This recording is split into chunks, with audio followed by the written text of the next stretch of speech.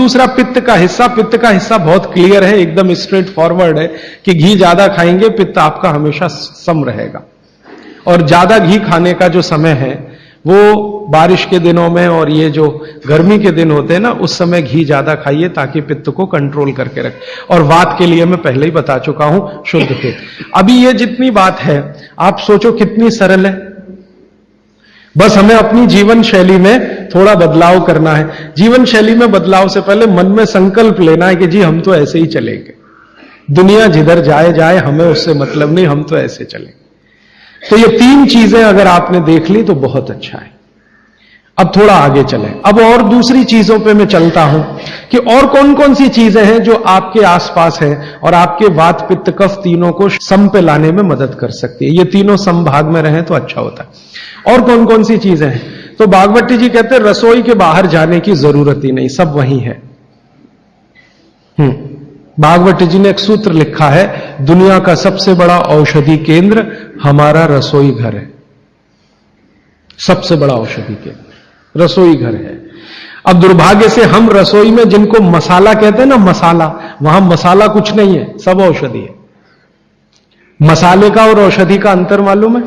ये मसाला तो शब्द ही भारत का नहीं है, पहले तो ये बता दूंगा। ये अरबिक शब्द है, फारसी से अरबी में आया, अरबी से हमारे घुस गया, हिंदी में और जगह जगह घुस गया। ये विदेशी आए तो ये शब्द भी आया। हिंदुस्तान में 17वीं 18वीं शताब्दी का साहित्य जब मैं पढ़ता हूं तो जब तक मुगलों का राज्य रहा तब तक मसाले शब्द का बहुत उपयोग है। मुगलों के राज्य के पहले एक भी जगह किसी भी शास्त्र में मसाला नहीं है। चरक संहिता पढ़ी मैंने, कहीं भी मसाला नहीं है उसमें। सुश्रुत में कहीं मसाला नहीं है, भागवत की कहीं मसाला नहीं है। पुराने जितने लेखक हुए हैं ना 10वीं शताब्दी के पहले के, कहीं भी किसी ने मसाले शब्द का इस्तेमाल ही नहीं किया। हर जगह है तो औषधि है, औषधि औषधि, जीरा औषधि, धनिया औषधि, ये औषधि के रूप में है। तो इनकी जो प्रॉपर्टीज हैं रसोई घर की, औषधियों की, ये सब आपके चिकित्सा के लिए है।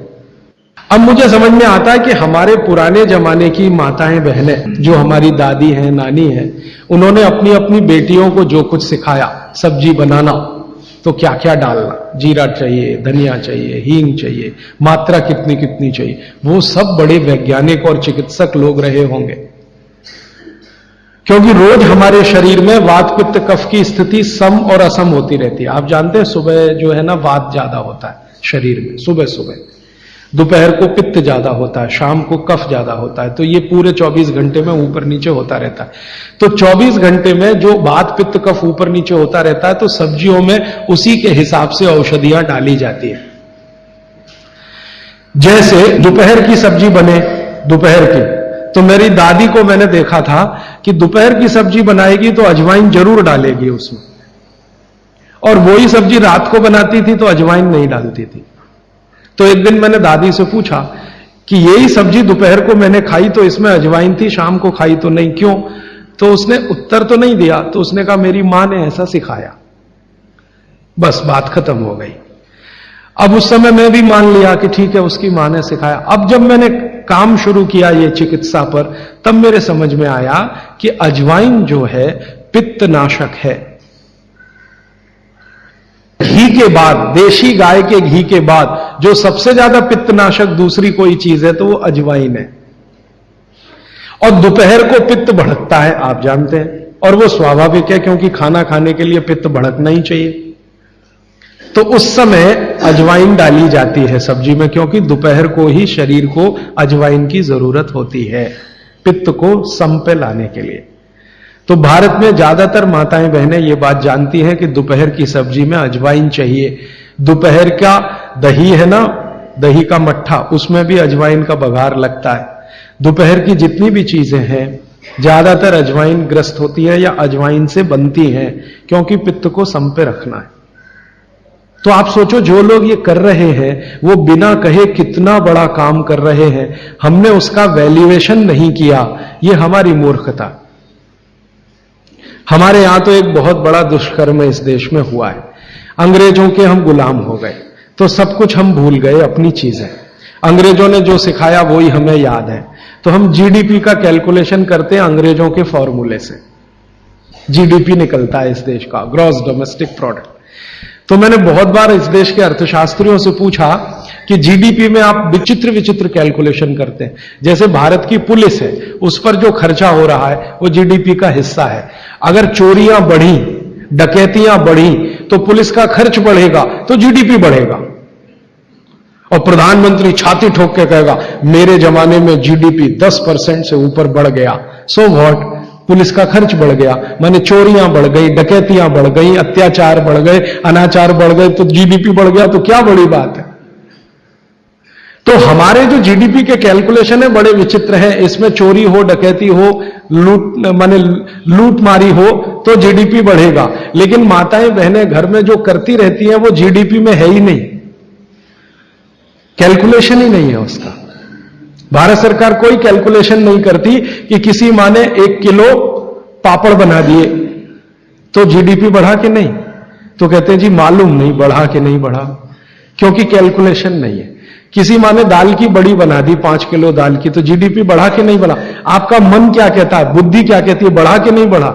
किसी ने बड़ी बना दी, किसी ने पापड़ बना दिए, किसी ने कुछ बना दिया, किसी ने गोंद के लड्डू बना दिए, किसी ने मावे का कुछ बना दिया, तो जीडीपी तो बढ़ ही रहा है, लेकिन हम कैलकुलेट नहीं कर रहे हैं उसको, क्योंकि अंग्रेजों के यहां महिलाओं का किया हुआ काम महत्व का नहीं माना जाता। अंग्रेजों के यहां ये जो अंग्रेज जात है ना दुनिया में, ये महिलाओं के किए हुए काम को काम ही नहीं मानती। आपको मालूम है 2000 साल यूरोप में महिलाओं को पुरुषों से हमेशा कम वेतन मिलता रहा, और आज भी है ये कई देशों में। वो मानते ही नहीं कि इनका कोई काम है। क्यों? वो महिलाओं में आत्मा नहीं मानते। हां, यूरोप का सबसे बड़ा दार्शनिक है प्लेटो, वो कहता है कि स्त्रियों में आत्मा ही नहीं होती, आत्मा सिर्फ पुरुषों में होती है। तो स्त्री जो करे वो बेकार है, पुरुष जो करे वो ही अच्छा है। तो उनके यहां से ये कैलकुलेशन हमारे यहां आ गया कि स्त्री कुछ भी करे तो काम ही का नहीं। तो अंग्रेजों का 200-250 साल जो राज चल गया उसमें हम सब के दिमाग खत्म हो गए, सोचना विचारना बंद हो गया, तो हमने भी वही मान लिया। मैं अब इसको बदलना चाहता हूं और मैं ये समझना चाहता हूं और समझाना चाहता हूं कि स्त्रियां जो कर रही हैं वो किसी डॉक्टर से कम नहीं है। बस अंतर इतना है कि डॉक्टर को आप फीस देकर उससे एडवाइस ले रहे हैं, हमारी दादी नानी फोकट में वही एडवाइस दे रही है, धनिया खाओ, जीरा खाओ और ये अजवाइन खाओ, आपके पेट की गैस खत्म हो जाएगी। और ये 3500 साल से वैसे का वैसा ही है, अजवाइन खाओ तो गैस खत्म होती ही है। कभी भी आप करके देख लो। आप में से किसी को भी बहुत गैस बनती हो, पेट में एसिडिटी की तकलीफ हो, आज से शुरू कर दो। आप खाना खाया तो उसमें ध्यान रखो अजवाइन ज्यादा रहे, दाल में, सब्जी में, वगैरह वगैरह। और अगर नहीं कर पा रहे हैं तो खाना खत्म करते ही थोड़ी अजवाइन खा लो। अजवाइन ज्यादा तकलीफ ना कर दे, उसका बैलेंस है काले नमक के साथ, तो थोड़ा अजवाइन और काला नमक मिला के हर खाने के बाद खा के देख लो। 3 दिन में ना आपकी गैस बंद हो तो आप जो कहो मैं हारने को तैयार।